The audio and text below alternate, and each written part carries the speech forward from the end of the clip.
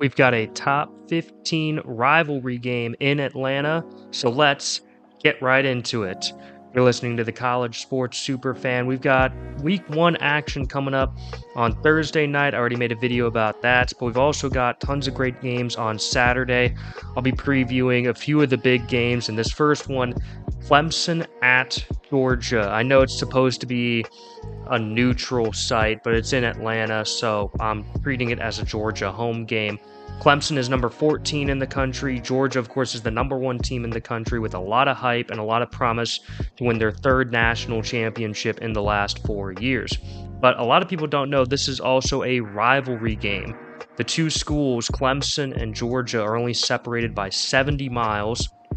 Obviously, the state of South Carolina borders the state of Georgia, and Athens is kind of more into eastern Georgia, and Clemson is really far west into the state of South Carolina.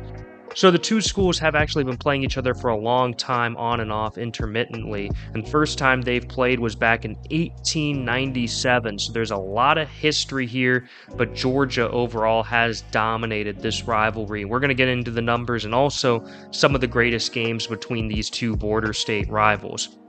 But first, let's get into this game specifically a little bit. Georgia has some concerns at the running back position, which you can't say that too often about this squad, but that is the case heading into this game.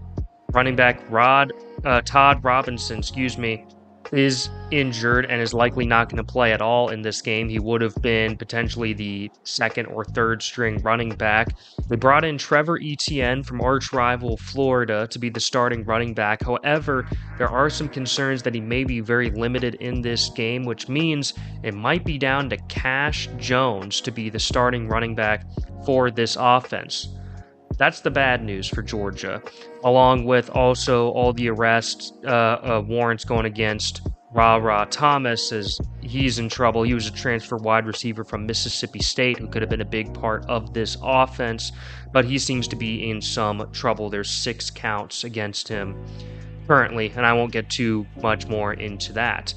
That's the bad news, but that's basically where the bad news ends. There's a lot of good news with this Georgia team, and they're ranked number 1 in the country for a reason. They have one of the best quarterbacks in the country in Carson Beck. He's starting out as the Heisman favorite, and if their running back room seems to be a little thin heading into this game against Clemson, who does have a really good front 7 as usual, they may lean more on Carson Beck to try to win this game through the air, which he's absolutely capable of, and he could make an early, strong statement to his Heisman campaign with a great performance against an elite defense right in week 1. Let's talk about some of the weapons that he's got.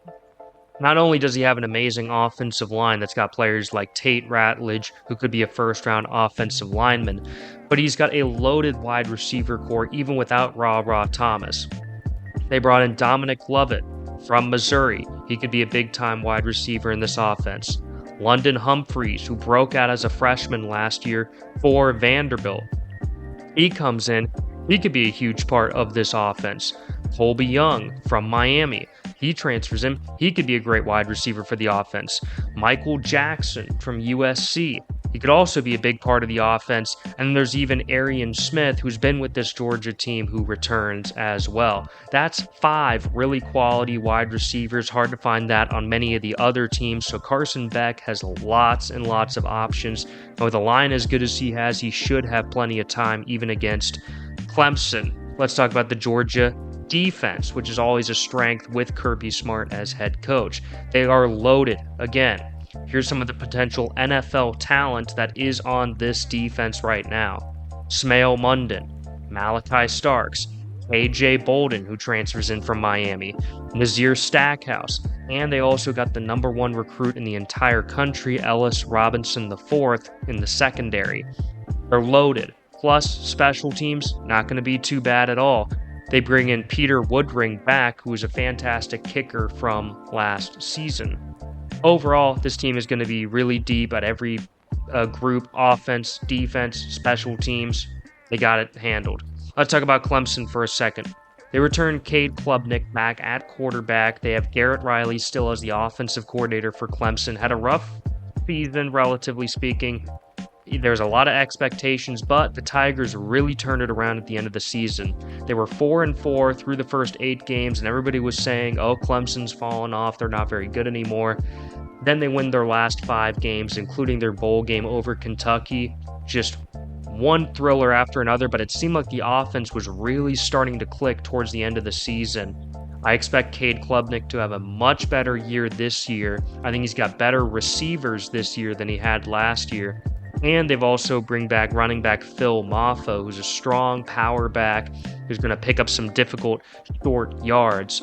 3rd and 2, 3rd and 3, they're going to go right to him, and he's going to be able to power through and get those yards that they need. Now let's talk about the receivers for a second. They bring back Jake Brenningstool as the star senior tight end. They also bring in Antonio Williams and Tyler Brown. Both were freshmen last season, so very inexperienced last year. They got significant playing time. I think in their sophomore seasons, they're both going to take a big step forward under Garrett Riley's offense. Then the defense, not too bad also. That's going to be a strength of the team. Barrett Carter is likely going to be a first-round NFL draft pick. Peter Woods could work his way into the first round, but at minimum, he's probably going to be a 2nd or 3rd round draft pick as well. Very, very, very good. Now let's talk about all-time series here. So this is a rivalry. Before I get into who I think is going to win this game, just wanted to say there's a lot of history between these two. Georgia leads the all-time series 43-18 with 4 ties as they played each other many times. In 2002, back then when Mark Richt was towards the beginning of his head coaching tenure, they were losing 28-21. It's late in the second half. Mark Richt says, okay, I'm going to pull the starting quarterback. I'm going to put in freshman DJ Shockley. And the number 8 Bulldogs, of course, were in trouble against Clemson. Shockley comes in, leads the team right down the field. They score a game-tying touchdown, make it 28-28. Then later puts them in field goal position, 31-28. Clemson gets the ball back. They have just a little bit of time, and they can't quite go down the field again. And Georgia comes back at the very end in 2002 to win 31-28. Another great game between the two was 2013. This was a top 10 matchup. Clemson was number 8 in the country. Georgia was number 5 in the country. Clemson was the home team, and this was the second time in their history that College Game Day ever went to Clemson's campus. The Clemson Tigers had Taj Boyd at quarterback, who was the first of their great quarterbacks before they got Deshaun Watson and before they got Trevor Lawrence right after that. And Taj Boyd won a shootout against Aaron Murray and Todd Gurley, who were on the Georgia Bulldogs at the time. Clemson won 38-35 as Georgia scored late, tried an onside kick, and then just couldn't get it. And then the recent and most latest meeting between Georgia and Clemson was 2021. They met in a neutral site, and there was a lot of hype between the offenses as DJ Uyunglele was making his first career start. JT Daniels was making his first career start. Both of them were highly touted 5-star recruits, and everybody's like, okay, this could be a shootout, just like we saw in 2013. And it wasn't. It was 10-3, and the one touchdown was a pick 6 by Christopher Smith. Georgia would then go on to win their first national championship in 41 years based on the strength of that defense, and that opening game was a preview to how elite that incredible defense was. So finally, enough of that. What do I think is going to happen this season? I think Georgia's going to win. I think it's going to be relatively comfortable. I'll say Georgia wins by 14 points. It's not because I think Clemson's going to be bad. I just think this is basically a home game for Georgia. They're way too loaded. The offense is going to score enough points, and Clemson's offense, I just don't think is going to be able to keep up, especially going up against a top 5 defense, essentially on the road. All right, guys, thank you guys so much for listening to the College Sports Superfan. We've got more videos coming out for the rest of these Week 1 games, so stay tuned for individual previews on that. It's going to be one heck of a season. Please like and subscribe.